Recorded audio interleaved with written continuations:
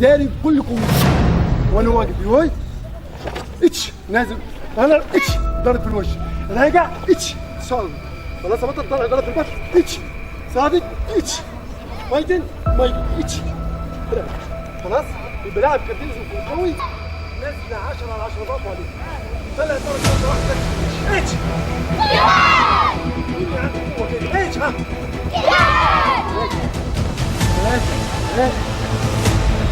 استنى يا محمد كمان ضربه قدام اتش ها هنرجع الدفاع بتاعها دي قوه فين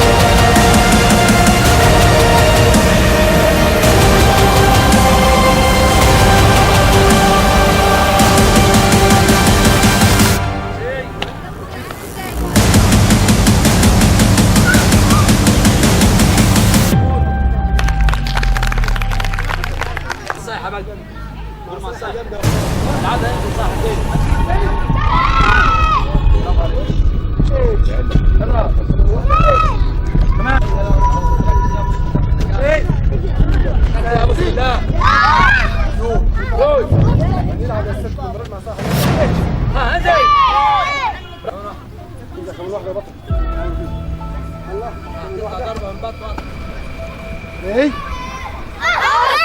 يا شباب نو ركز اتش ني جو شني كلها اتش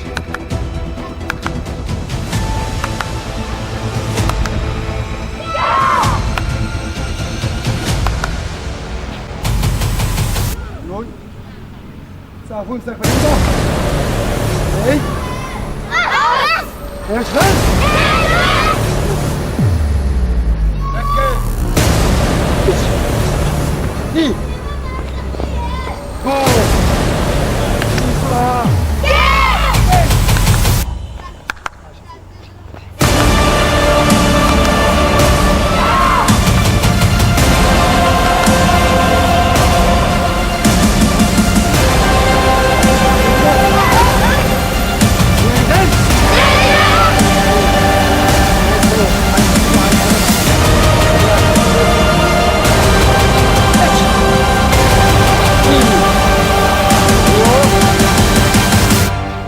شدمت شني بسرعة جو يا بطل ها جايب رحمة الله ها شد يا محمد جو نوي كله هيطلع ما عدا ايه فيصل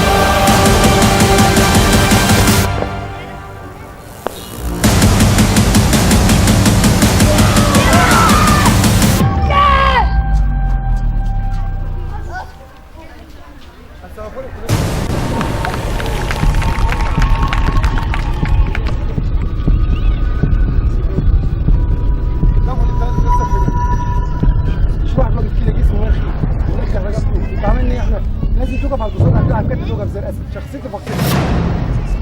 نيجي طالع ماشي داخل يا عبد بص شخصيتي فقيره يا بطل، وقفت اي وقفه كده خلاص. لو حسيت صمت ان جسمك مرخي مش هتطلع. يلا بينا ساتشي ايه؟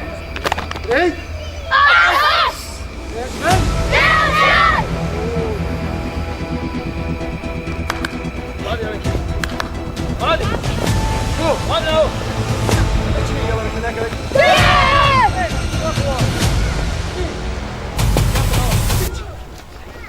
اتشني يا بطل.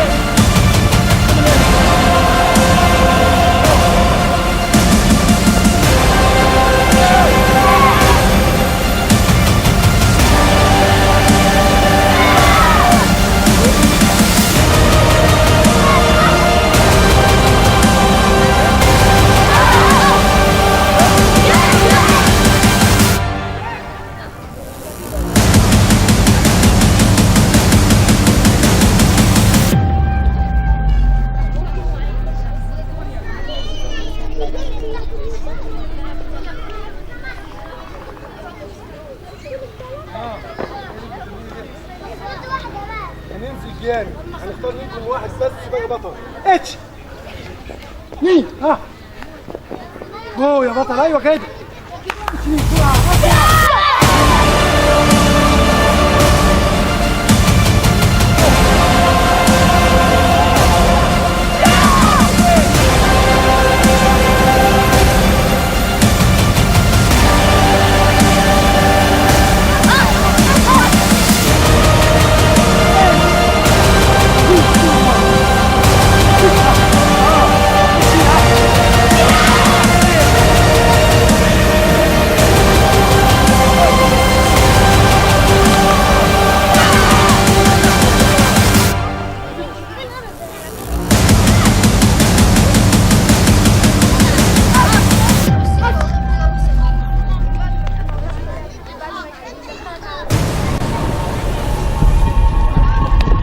حلو السلام ده يا كابتن. لا والله الساعة كام فيه؟ حلو السلام ده. صباح العسل.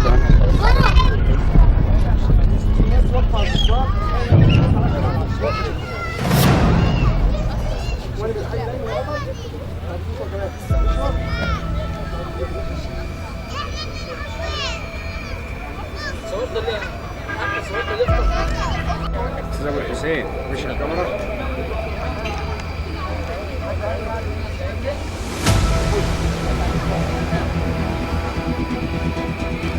نعم ايه؟ الحلاوه زمان بص طلع بره وتصور انا حطيت لك دي كده. انا حطيت لك ما تعدهمش، اهرب منه في اي حته لكن ما تطلعش من بعد. خلاص يا بطل، في الحاله دي بياخد انذار. يبقى الثالث بيخسر الماتش حتى لو هو فايز. شوف مكانك عندك. انت واقف مكانك ليه يالا؟ انا بقف انا قدام كده زانك نفسك ليه ورا اي واحد اما اول جالس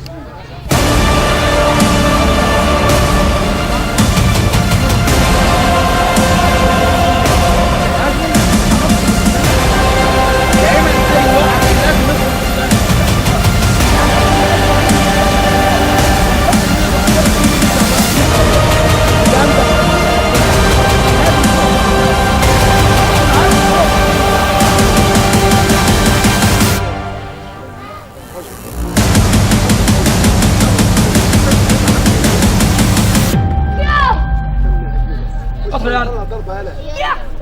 كمان. شوف انت عملت ايه؟ اللي انت عملت كل اللي انت طلعت بره طلعت بره وانضربت.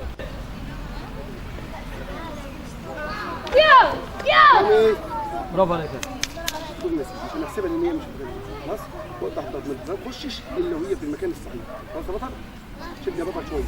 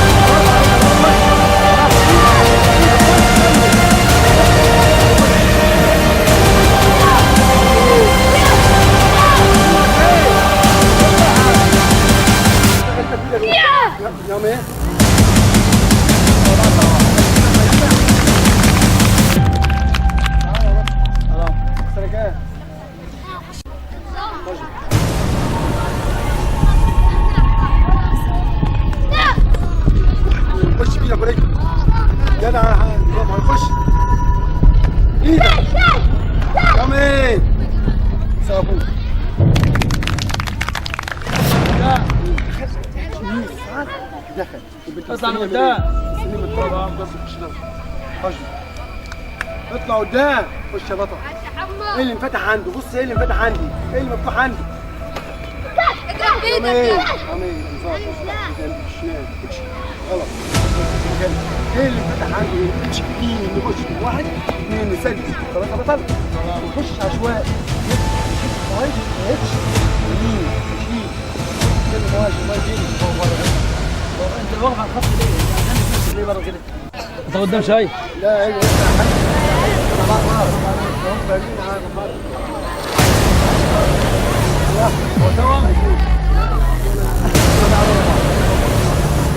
انا تعالى قدام تعالى قدام اخرج قدام مشي قدام ادي حاجه يا قانون ادي حاجه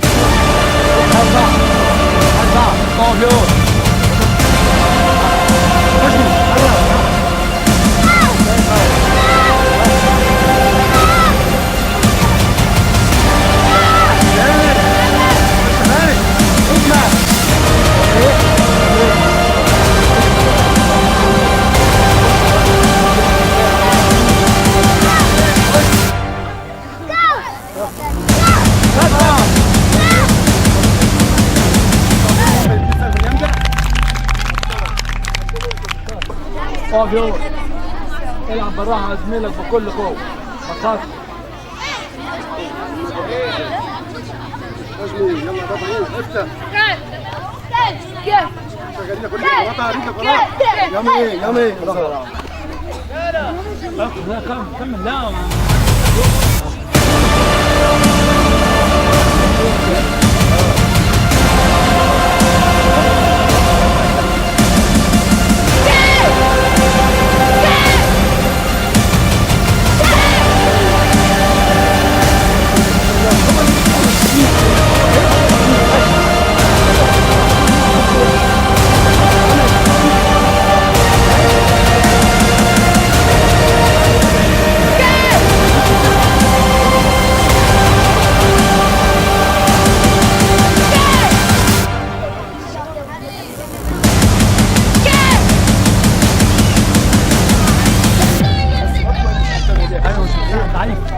وبعدين موطيه حاجه ثانيه هي جت هي جت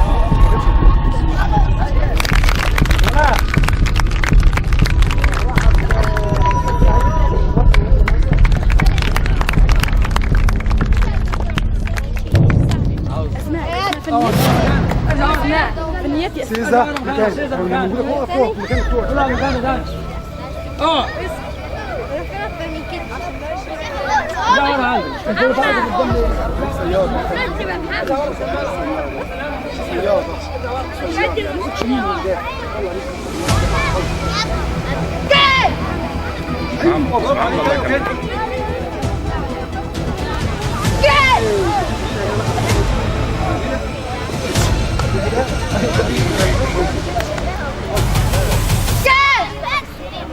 نزلت حته وانت بتتكلم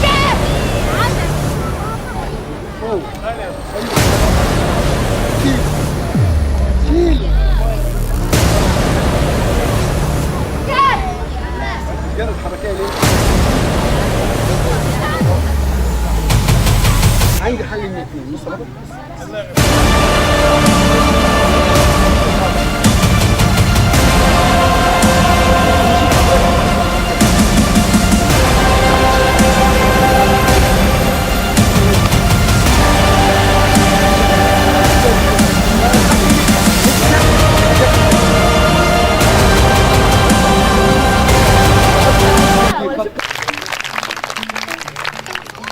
عايز نقول حاجة مهمة يا جماعة. كابتن سعيد رايد طبعا بيجتهد على قد ما بيقدر في استطاعته انه بيجيب المعلومة من بره عشان يجالي اللاعب عشان يطور من فنيات اللاعب.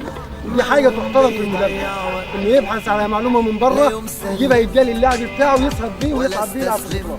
دي حاجة تحترم عشان نوصل للي انا عايزه. من هنا بنأهلك مدارس عسكرية. اوعى تفكر ان انت بتلعب في الشارع ولا تحت السلم. انت بتلعب رياضه، ايه اللي يثبت ان انت بتلعب كاراتيه؟ باسبورك وكارنيه. بتلعب ايه؟ ده مسبوق اسمك برنس في الاتحاد. لو ولي الامر يجي يستعلم على ابنه في الاتحاد وخد الرقم الكادي اللي عندك المكتوب في الباسبور، يضرب يلاقي اسمه في الاتحاد هناك. يعني انت بتلعب لعبه رسميه، انت مسجل رسمي في الاتحاد، انت ما بتلعبش كده وخلاص، ما بتدفعش. ياسين اقف يا ياسين، تعالى يا ياسين. ياسين ده كلنا هنسقف ياسين اولا ونحييه تحيه جامده. ده اول واحد حدث عندنا في مركز ابو المطامير انه يخش مدرسه عسكريه من الكراسي. ده الاهلي كشف حوالي 7 كشوفات تحت اساتذه من الجيش في مدرسه عسكريه، كان اخر امتحان ليه امبارح. الحمد لله ربنا وفقه وعدى. رسوم طب، لياقه بدنيه، حافظ كمكات، اعداد بدني، نهاري، كل ده اختبر فيه بفضل الله انه نجح. وده كان مفيش واحد مدرب ترتيب ابو المطامير والكابتن سعيد يشهد بالكلام ده قدر يدخل عيل عنده في مدرسه عسكريه. حصل ولا ولا حصل شيء؟ فده رمز كلنا. ابوه كافح معاه ووقف معاه ولقى ابنه كويس، خده من ايده وراح مدرسه عسكريه. قال لي يا كابتن عايز نقدم لابني، كنا عاملين استماره ان احنا منسقين مع الاتحاد في المدرسه العسكريه. مسجل، هو ده الكلام اللي انا قلته من شويه، اسمه ابنه مسجل. راح الاتحاد قال له ابنك ياسين ويلعب وادي مسبوق ولا حاجه كده.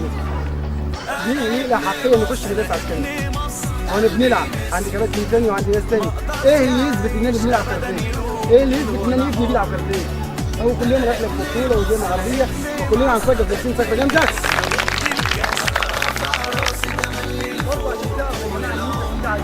تخش مدرسه عسكريه انت ليك الاولويه. عايز تخش تمريض عسكري كبنت، عايز تخش تمريض عسكري انت ليك الاولويه. عايز تخش من الثانوي ليك الاولويه.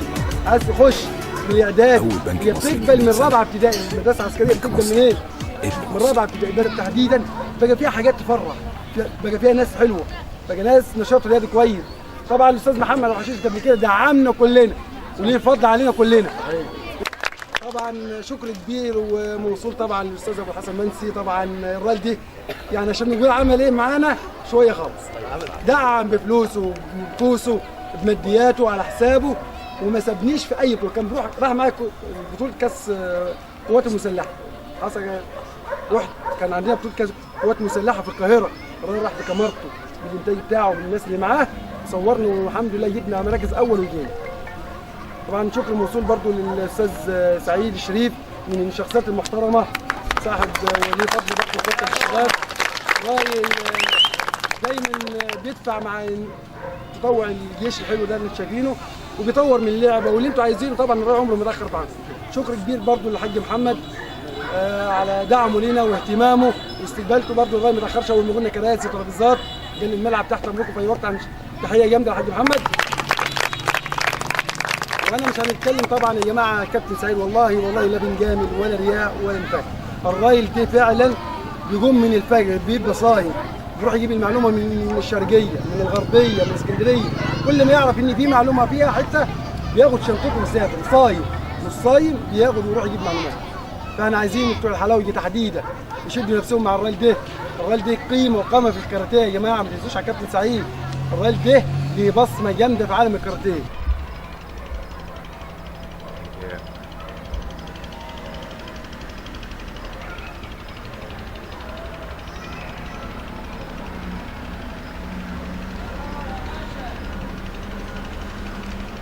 من اقصى مركز ابو المطامير من قرى والنجوع لجمهوريه، ومش الجمهوريه وبس، لا ده انت بتلاعب كمان دوله من الدول الاوروبيه او الدول العربيه. وبفضل الله عز وجل مركز ابو المطامير حقق بطولات، وخير دليل ابننا الصغير اللي حقق بطوله الجمهوريه في ذوي الهمم.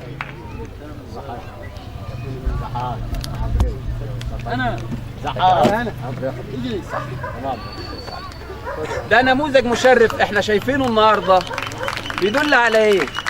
انا احمد حسين اول جمهوريه اللاعبه هنا احمد حسين. انا يونس رافي. دي نماذج بتدل على ايه؟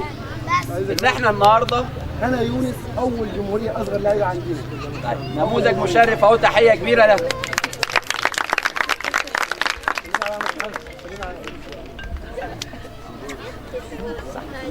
دي نماذج بتشرف مركز وبتشرف اهلها. ما تفكرش النهارده، اتفضل، ما تفكرش النهارده انك جاي عندك وقت فراغ جاي تلعب وخلاص، لا، دي رساله. النهارده الرساله بتاعتنا نشكر ونقف دقيقه حداد على روح استاذ الكاراتيه، الله اكبر يا رب العالمين، استاذ الكاراتيه في مركز ومدينه ابو المطامير المرحوم نبيل الجمال. نقف دقيقه حداد على روحه. كل ده جيل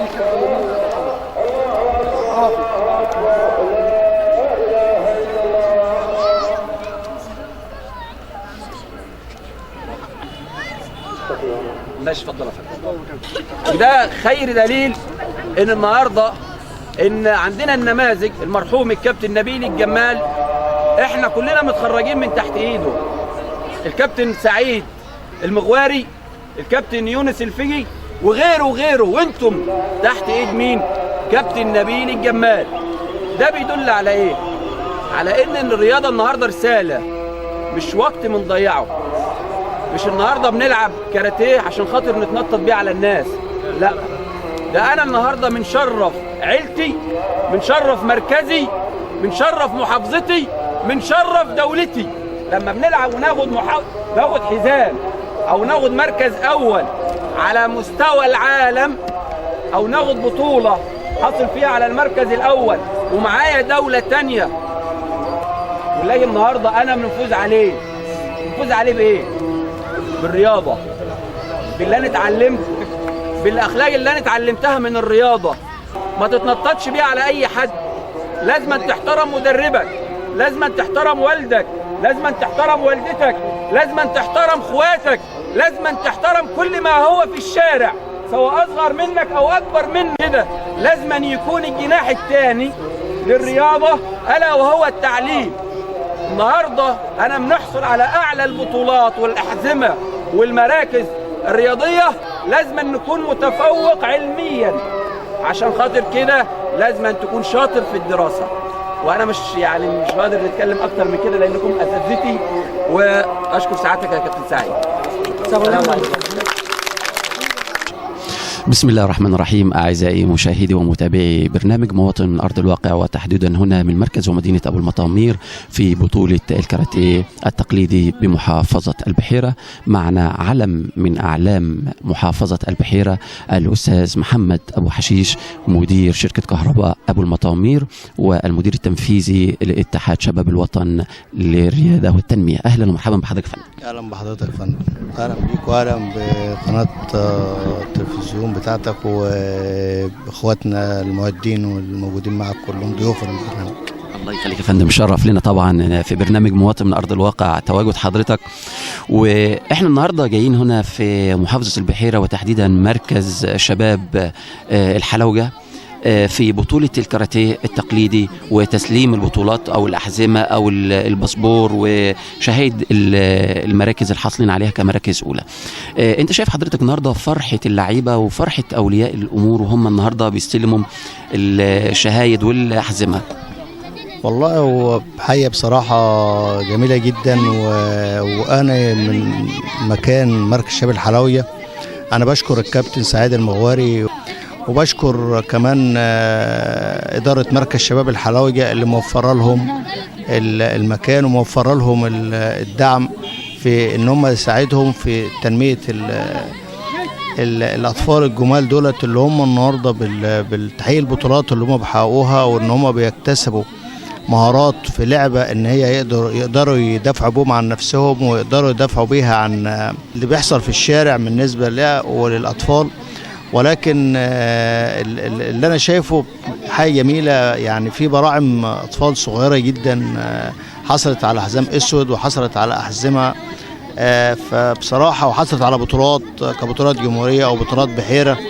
فدي إن كان يدل على شيء فيدل على فعلا أن العالم القائمة على في النوادي زي الكابتن سعيد والكابتن يونس ان هم فعلا العالم دي بتقدم مجهود كبير. العالم دي فعلا قد الامانه، الاهالي جابوا اولادهم امانه عندهم،